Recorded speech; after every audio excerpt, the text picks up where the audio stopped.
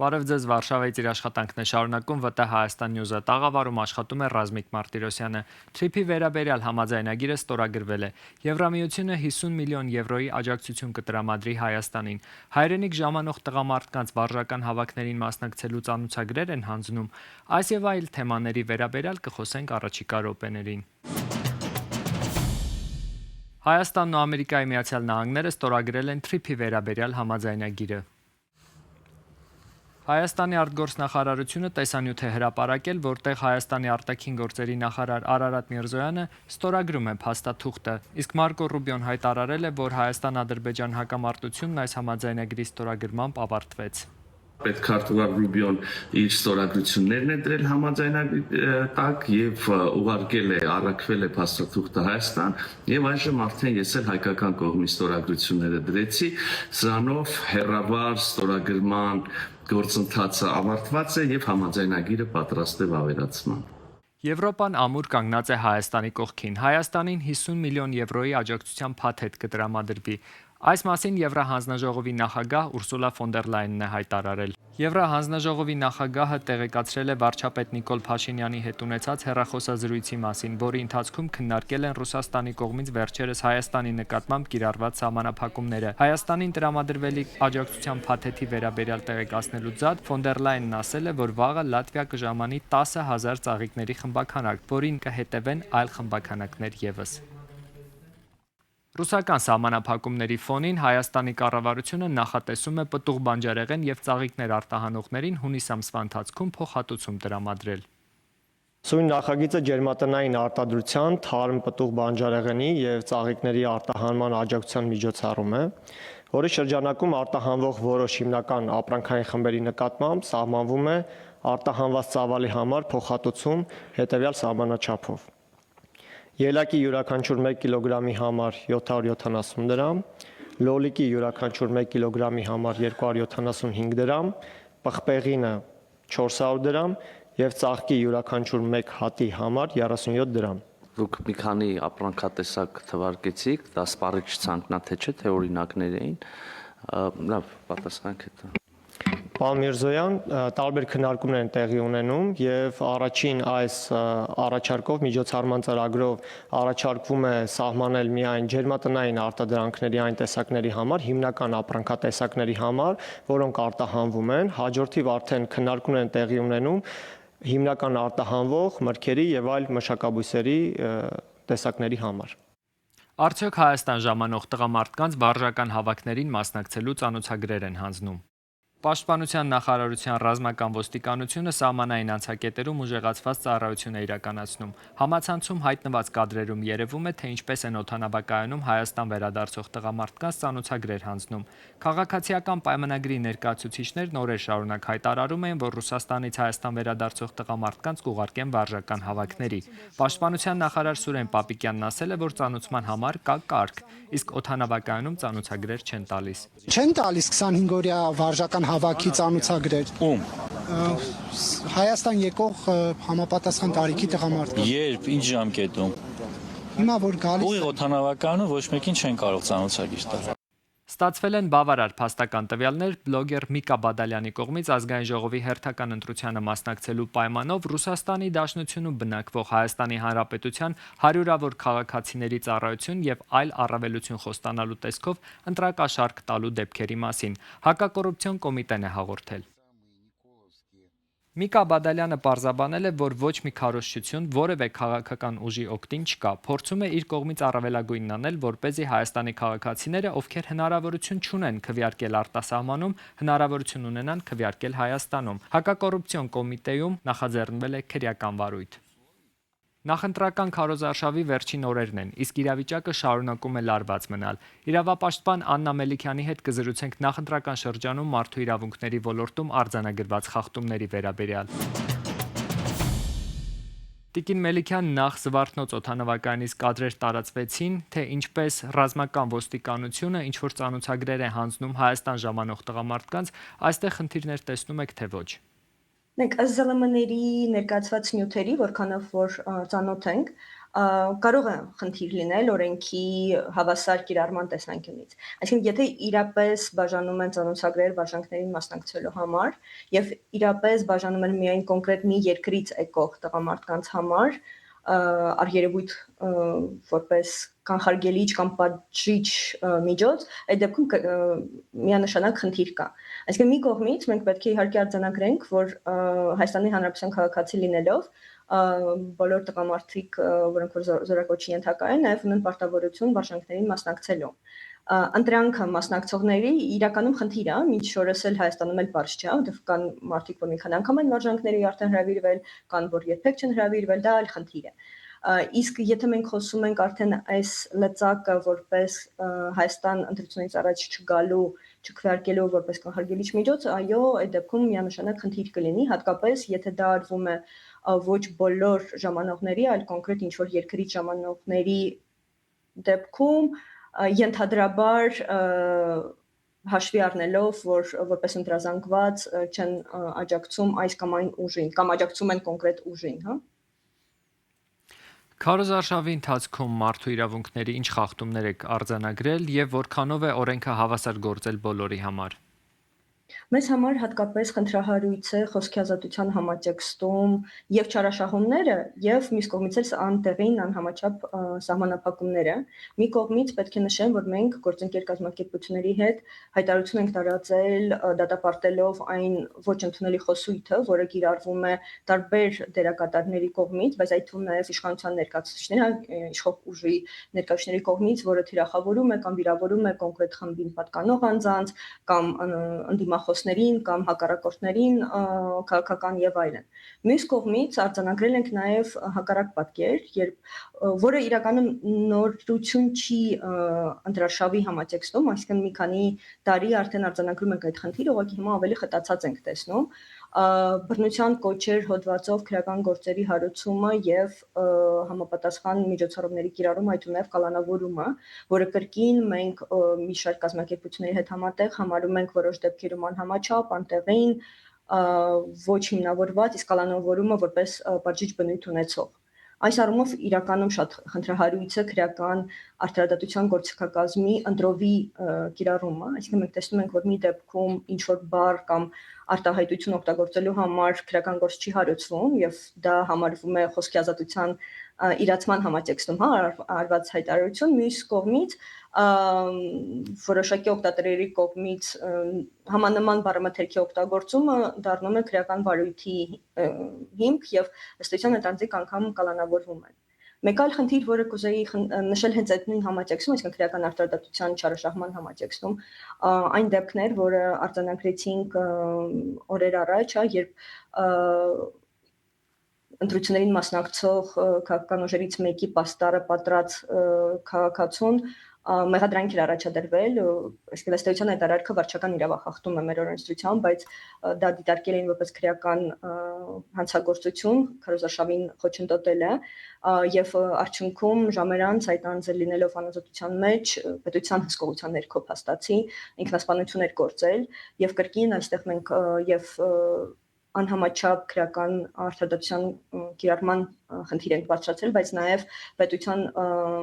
բաց թողումը կամ պարտավորության չկատարումը կանխելու եւ ապահովելու կյանքի իրավունքը, հա, իր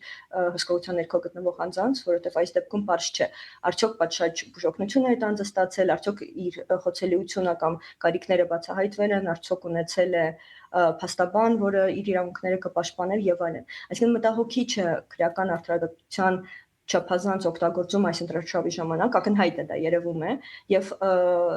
ընդհանուր առմամբ անցալվում է որպես որոշ դեպքեր որպես ընտրովի արդարադատություն, որոնք նվազեցնում են հասարակության հանրության վստահությունը այդ համակարգի նկատմամբ։ Քաղաքացիական հասարակության տարբեր ներկայացուցիչներ, տարբեր կազմակերպություններ դատապարտեցին Արթուր Օսիպյանի կալանավորումը, բայց նա շարունակվում է մնալ կալանավորված։ Ձեր գնահատականը միջադեպին եւ դրա արդյունքում Օսիպյանի կալանավորմանը որն է։ Մեր կազմակերպությունը իրավունքների պաշտպանություն առանց սահմանների գործընկեր կազմակերպությունների հետ համատեղ ակյասպես մի քանի հայտարարություն անգամ տարածել այս դեպքի առնչությամբ, նախ դատապարտելով այս մոտեցումը մենք գտել ենք, որ այս քրեական հետապնդումը այդ հոդվածներով բռնության կոչերը, խուլիգանություն եւ քարոզարշավի խոչընդոտելը անհիմն է եւ իրենից ներկայացնում է քրեական գործիքակազմի չարաշահում, որի մասին նշեցի նախորդիվ, բայց սա ամենա ակնառու դեպքերից մեկն է ըստ էության, հա, գագաթնակետն է կարծես թե։ Մյուս կողմից մենք նաև շուրջ 20 կազմակերպություններով եւ արդեն ավելի քան 800 քաղաքացի են միացել, հա, մեր այդ հայտարարությանը, նամակին, կոչին, պահանջին, որը ուղղված է գլխավոր դատախազին, կրկին օրեր առաջ հանձնել են գլխավոր դատախազին, պահանջելով անմիջապես կալանավորումից ազատ արձակել Օսիպյանին եւ դադարեցնել քրեական հետապնդումը։ Այս գործով իրականում մենք մի քանի լուրջ խնդիր ենք արձանագրել։ Նախ իր գործողությունները ամբողջությամբ տեղավորվում են խոսքի ազատության եւ քաղաքական դիբատներին մասնակցելու, քարոզարշավին պատշաճ մասնակցելու գործողություններում, այսինքն այդ մեղադրանքները անտեղին են։ Ավելին, կալանավորումը որպես խափանման միջոց կիրառել այս դեպքում մենք միանշանակ դիտարկել ենք որպես պատժիչ բնույթ ունեցող լրացնելուն ուղղված, քանի որ ոչ միայն կալանավորված է անձը, այլ նաև սահմանվել է տեսակցությունների արգելք, որը լրջորեն սահմանափակում է արտաքին աշխարհի հետ շփման հնարավորությունները, կրկին այս դեպքում որևէ հիմք համենայն դեպս հանրորեն հայտնի տեղեկություններից ելնելով չկա նման միջոցառումների, այսինքն այս լուրջ սահմանափակումների կիրառման առումով։ Այսինքն ձեր դիտարկմամբ օրենքը այստեղ ընտրովի է գործում։ Մենք պնդում ենք, որ այո, անտեղին է եւ չարաշահում է որպես քրեական հետապնդում այս արարքների համար նրա հետապնդումը ըստ էության հիմնավորված չէ ըստ հայտնի տեղեկությունների համենայն դեպս։ Ձեր դիտարկմամբ ամեն դեպքում ինչու է նման իրավիճակ։ Ըստ էության կրկին մեր հայտարարություններով այդ հարցին ենք անդրադարձել այն իմաստով, որ սա ստացվում է, որ ընդդիմախոսներին լրացնելու միջոցներից մեկն է ստացվում, ըստ էության, երբ որ իշխող ուժի ներկայացուցիչներին ոչ հաճելի կամ գուցե եւ չափազանց քննադատաբար կիրառվող արտահայտություններին ի պատասխան կիրառվում է քրեական գործիքակազմը լրացնելու առաջին հերթին, այո։ Երևանում անցկացվել է հայկական ռազմարդյունաբերությանն ու նորարարական տեխնոլոգիաներին նվիրված մեծ ցուցահանդես, որտեղ ներկայացվել են տասնյակ հայկական առաջատար ռազմարդյունաբերական ընկերությունների, գիտահետազոտական կենտրոնների եւ ինժեներական թիմերի տեխնոլոգիական արտադրանքները, լուծումները եւ գիտական նվաճումները։ Իմ գործընկեր Արմինե Մարտիրոսյանն է անդրադարձել թեմային։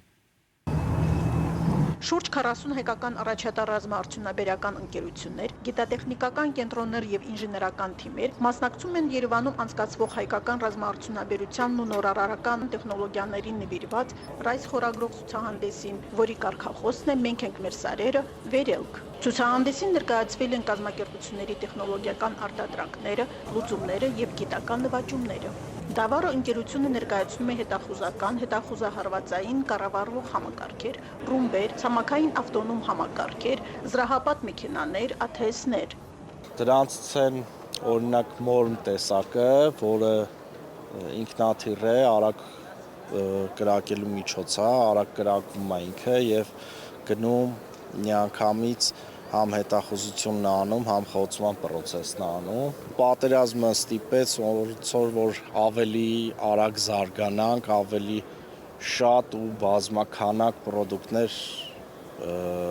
ձևավորենք։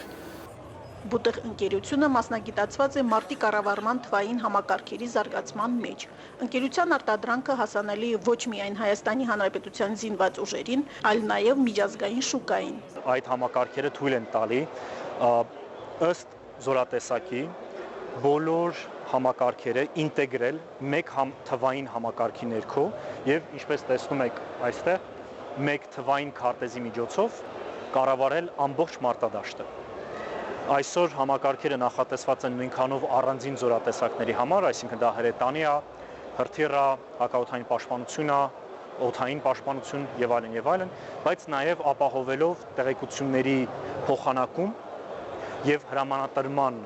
արագություն 20 թվականին նման համակարգեր հիմնականում չէին գործում, այսօր դրանք այլևս հասանելի են գրեթե բոլոր զորատեսակներում Հայաստանի Հանրապետության զինված ուժերի։ Նոր հնարավորություններ, որոնք բացում են, օրինակ հրետանու, կապի, ընդհանուր դրանց կապի համակարգը ավելի բարելավելու համար եւ ինչպես նաեւ իրար հետ ինտեգրման process-ները ավելի բարելավել համար։ Դա շատ կարեւոր է, որովհետեւ 20 թվականին մեր դեպ բացերից մեկը եղել է նա, որ մենք չէինք կարողանում արդյունավետ կիրառել մեր անօթաչու թռչող սարքերի հետախուզական միջոցները մեր կրակող միջոցների հետ։ Այսօր այդ հարցը եթե կարելի է ասել լուծումը ստանում է արդեն եւ մենք դիտարկում ենք, որ օրինակ նույն Բուտեխի կազմակերպության մեջ ներկայացված այդ համակարգը բավականին հաջողությամբ կարգ ու համակարգը այդ խնդիրը լուծում է։ Նույնը կարամ ասեմ հոբ համակարգի մասին։ Մենք տեսնում ենք շատ լայն ցանկ, օրինակ անօթաչու թռչող սարքերի, որոնք ամեն հեռավորության ու ամեն խնդիր լուծող մի որոշ պրոդուկտ կա Հայաստանում։ Նաև մենք տեսնում ենք, որ ուրիշ ուղղություններով էլ է մեծ աշխատանք սկսել տարվել, արդեն մենք տեսնում ենք զրահամեքենաների թեմայով են մարդիկ սկսել զբաղվել, հրետանային համակարգերով, որը արդեն համել ավելի ծանր արտադրություն է, ավելի